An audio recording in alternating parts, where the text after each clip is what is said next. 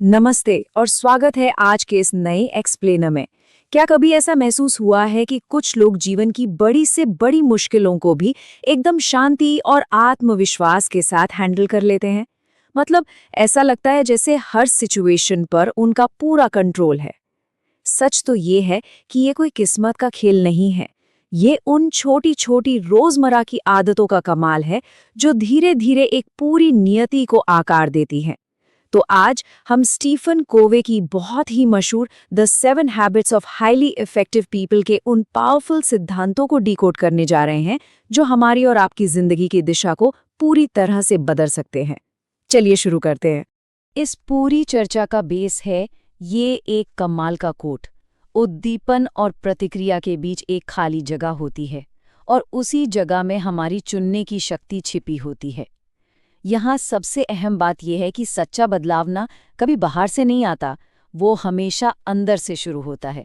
इसे inside out approach कहते हैं, यानी बाहरी हालात या लोगों को बदलने की कोशिश करने के बजाय फोकस खुद पर और अपने रिएक्शंस पर होना चाहिए। यही सफलता की असली चाबी है। तो चलिए अब सीधे काम की बात पर आते हैं। आज का हमारा एजेंडा है, पहला द इनविजिबल स्क्रिप्ट्स, दूसरा सच्ची आत्म महारत हासिल करना, तीसरा जो वाकई महत्वपूर्ण है उसे प्राथमिकता देना, चौथा एक दूसरे पर निर्भर रिश्ते बनाना, पांचवा तालमेल और आत्मनवीनीकरण और छठा स्थायी और वास्तविक प्रभाव पैदा करना। ये बस कोई लिस्ट नहीं है, बल्कि अंदर की आदतों को सुधारने से लेकर बाहरी दुनिया पर एक गहरा इम्पैक्ट छोड़ने तक का पूरा रोड मैप है। भाग 1, द इनविजिबल स्क्रिप्ट्स और द इनसाइड आउट अप्रोच। हमारी आदतें दिमाग के बैकग्राउंड में चलने वाली उन अदृश्य स्क्रिप्ट्स की तरह होती हैं जो हमारे हर व्यवहार को तय करती हैं। बाहर की दुनिया को कोसने से कुछ नहीं होता। इन स्क्रिप्ट्स को पहचानकर खुद को बदलना ही कंट्रोल पाने का असली तरीका है। भाग 2, सच्ची आत्म महारत हासिल करना, मतलब रिएक्टिव रवैये से प्रोएक्टिव बनने की तरफ कदम बढ़ाना। आत्म महारत के सफर की शुरुआत पहली आदत से होती है और वो है प्रोएक्टिव बनना। इसे एक उदाहरण से समझते हैं। इमेजिन कीजिए एक भयंकर ट्रैफिक जैम लगा हुआ है। अब एक रिएक्टिव माइंडसेट वाला इंसान क्या करेगा? वो लगातार हॉर्न बजाएगा, सिस्टम को दोष देगा और अपना पूरा दिन खराब कर लेगा, राइट? वहीं एक प्रोएक्टिव इंसान उसी खाली समय का इस्तेमाल कोई अच्छा सा पॉडकास्ट सुनने या बस गहरी सांस लेकर रिलैक्स करने में करेगा। ये कंट्रास्ट एकदम क्लियर कर देता है कि कैसे प्रोएक्टिव लोग परिस्थितियों के गुलाम नहीं बनते, बल्कि अपना इमोशनल कंट्रोल अपने हाथ में रखते हैं। और यहीं से आती है हमारी दूसरी आदत, अंत को ध्यान में रखकर शुरुआत करना। इसका सिंपल सा फंडा है कि हर चीज दुनिया में 2 बार बनती है। एक बार हमारे दिमाग में एक ब्लूप्रिंट की तरह और दूसरी बार हकीकत में। बिना किसी प्लान के जीना वैसा ही है जैसे बिना नक्शे की घर बनाना। एक बहुत ही पावरफुल मेंटल एक्सरसाइज है। जरा सोचिए कि कोई अपने ही अंतिम संस्कार में खड़ा है, लोग वहां उसके बारे में क्या कहेंगे? ये सोचना ना जिंदगी के कोर वैल्यूज और असली मिशन को पहचानने में बहुत मदद करता है। चलिए देखते हैं कि ये हकीकत में कैसे काम करता है। रिया और अदिति के इन 2 करियर पाथ्स को देखिए। रिया कॉर्पोरेट लैडर पर तेजी से चढ़ने के चक्कर में हर काम को हाँ बोल देती है, बिना ये देखे कि वो सीढ़ी सही दीवार पर टिकी भी है या नहीं। दूसरी तरफ अदिति है जो उन कामों को पूरे कॉन्फिडेंस के साथ ना कह देती है जो उसके लॉन्ग टर्म क्रिएटिव विजन के साथ मैच नहीं करते। शॉर्ट टर्म में हो सकता है रिया ज्यादा बिजी लगे, लेकिन लॉन्ग रन में हमेशा क्लियर विजन वाले की ही जीत होती है। अदिति को पता है कि उसकी असली मंजिल क्या है। भाग 3, जो वाकई महत्वपूर्ण है, उसे प्राथमिकता देना, यानी खुद को मैनेज करना, सिर्फ समय को नहीं। यहीं पर तीसरी आदत की एंट्री होती है। असली इफेक्टिवनेस इसमें नहीं है कि कोई दिन भर में कितना बिजी रहता है, बल्कि इसमें है कि फोकस किन चीजों पर है।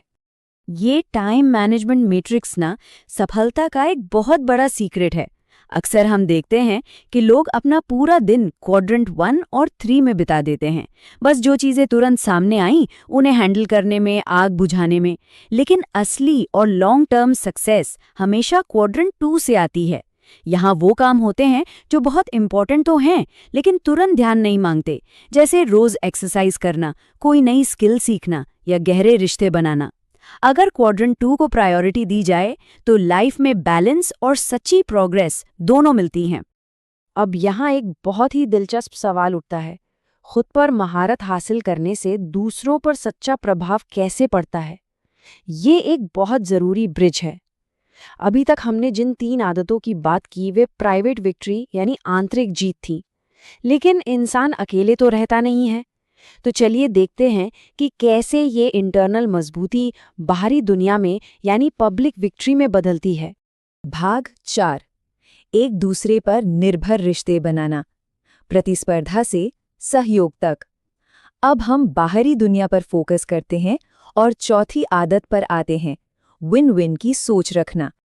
दुनिया हमें अक्सर ये झूठा पाठ पढ़ाती है कि किसी एक के जीतने के लिए दूसरे का हारना जरूरी है, लेकिन स्कैरसिटी यानी अभाव की मानसिकता और अबंडेंस यानी प्रचुरता की मानसिकता में जमीन आसमान का फर्क है।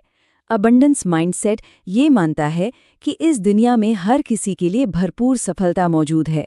अर्जुन और मीरा का ही उदाहरण लीजिए, जब वे आपस में लड़ने के बजाय एक टीम की तरह काम करते हैं तो वे न सिर्फ प्रोजेक्ट को हिट बनाते हैं बल्कि सभी के लिए उस सक्सेस की पाई को और भी बड़ा कर देते हैं। अब आती है 5वीं आदत, सहानुभूतिपूर्ण श्रवण या एम्पैथेटिक लिसनिंग। अक्सर लोग सिर्फ इसलिए सुनते हैं ताकि वे जवाब दे सकें, समझने के लिए नहीं। जरा सोचिए, आप एक डॉक्टर के पास गए और उसने आपकी प्रॉब्लम सुने बिना ही धड़ाधड़ दवाइयां लिख दी। क्या ऐसे डॉक्टर पर कभी भरोसा होगा? बिल्कुल नहीं। फिर भी हम अपने रोजमर्रा के कम्युनिकेशंस में अक्सर यही गलती करते हैं। ये आदत हमें सिखाती है कि कोई भी राय देने से पहले सामने वाले के नजरिए और भावनाओं को समझना बहुत बहुत जरूरी है। इसे असल जिंदगी में कैसे इस्तेमाल करें? इस लाइन को देखिए, आप बहुत थके हुए लग रहे हैं। आपको इस बात में सबसे ज्यादा क्या परेशान कर रहा है? ये सब शब्दों का खेल नहीं है, ये किसी को ये महसूस कराने का तरीका है कि उसे वाकई सुना जा रहा है बिना किसी जजमेंट के। जब ऐसा होता है तो लोग अपनी रक्षात्मक दीवारें गिरा देते हैं, और सच कहूं तो सच्चा कनेक्शन और गहरा विश्वास बस यहीं से शुरू होता है। भाग 5, तालमेल और आत्मनवीनीकरण, असाधारण का निर्माण। और इसी के साथ हम छठी आदत पर आते हैं, सिनर्जी यानी तालमेल। ये कोई मामूली समझौता नहीं है, ये एक जादुई अवस्था है। सिनर्जी का मतलब ही है रचनात्मक सहयोग, जहां पूरा हिस्सा अपने अलग अलग हिस्सों को मिलाने से भी कहीं ज्यादा बड़ा हो जाता है। इसे एक म्यूजिकल बैंड की तरह सोचिए। गिटार, ड्रम और पियानो की आवाजें जब मिलती हैं तो एक एकदम नई धुन बनती है। ऑफिस में प्रिया, समीर और अनुका की तिकड़ी भी कुछ ऐसा ही करती है। जब वे अपनी अलग अलग ताकतों का जश्न मनाते हैं तो इसी डाइवर्सिटी से इनोवेशन की एक बिल्कुल नई चिंगारी पैदा होती है। और अब 7वीं आदत, अपनी आरी की धार तेज करना। बहुत ही लॉजिकल सी बात है, बिना धार वाली आरी से कोई लकड़ी कैसे काटेगा? इसका सीधा सा मतलब है खुद को लगातार रिन्यू करते रहना ताकि बर्नआउट ना हो। इसके 4 अहम डायमेंशंस हैं, शारीरिक, मानसिक, भावनात्मक और आध्यात्मिक। अच्छी नींद लेना, नई किताबें पढ़ना, रिश्तों में ग्रैटिट्यूड दिखाना और अपने मूल्यों से जुड़े रहना, ये वो बेसिक चीजें हैं जो बाकी की 6 आदतों को जिंदा और असरदार बनाए रखती हैं। भाग 6, स्थायी और वास्तविक प्रभाव पैदा करना, सफलता का एक सिस्टम बनाना। ये आदतें कोई एक दिन का मैजिक ट्रिक नहीं है। शुरुआत में ये थोड़ी मुश्किल लग सकती हैं, लेकिन लगातार प्रैक्टिस से ये हमारे डेली बिहेवियर का एक परमानेंट हिस्सा बन जाती हैं। तो इन शानदार विचारों को असली जिंदगी में कैसे उतारें? इसका एक बहुत ही सिंपल फ्रेमवर्क है। पहला, अपने अंदर सेल्फ अवेयरनेस लाना। दूसरा, छोटे छोटे ऐसे कदम उठाना जिन्हें सच में पूरा किया जा सके। तीसरा, किसी के प्रति जवाबदेही तय करना। और चौथा, रेगुलर बेसिस पर खुद का मूल्यांकन करना। अगर इन स्टेप्स को फॉलो किया जाए तो ये सिद्धांत सिर्फ किताबी बातें नहीं रहते, बल्कि असली आदतें बन जाते हैं जिनका फायदा समय के साथ मल्टीप्लाई होता है।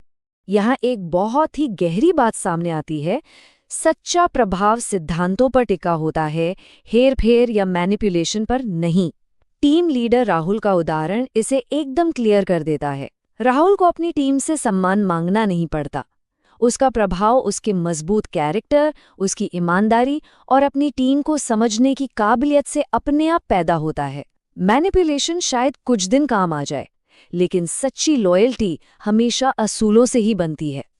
और इसी के साथ हम आज के इस एक्सप्लेनर के अंत पर आ गए हैं। लेकिन जाने से पहले एक सवाल सोचने के लिए छोड़ता हूँ। क्या रोज़मर्रा के वो छोटे छोटे डिसीजंस उस लेगेसी से मैच करते हैं जो हम अपने पीछे छोड़ना चाहते हैं? ये सवाल हमें रुक कर सोचने पर मजबूर करता है। क्या हमारे दिमाग में चल रही आज की इनविजिबल स्क्रिप्ट्स वाकई एक पर्पसफुल लाइफ बना रही हैं? चॉइस पूरी तरह से हमारी है। उम्मीद है कि इस विश्लेषण ने इन आदतों को समझने में एक नई सोच दी होगी। जुड़े रहने के लिए बहुत बहुत शुक्रिया और हमेशा सीखते रहें।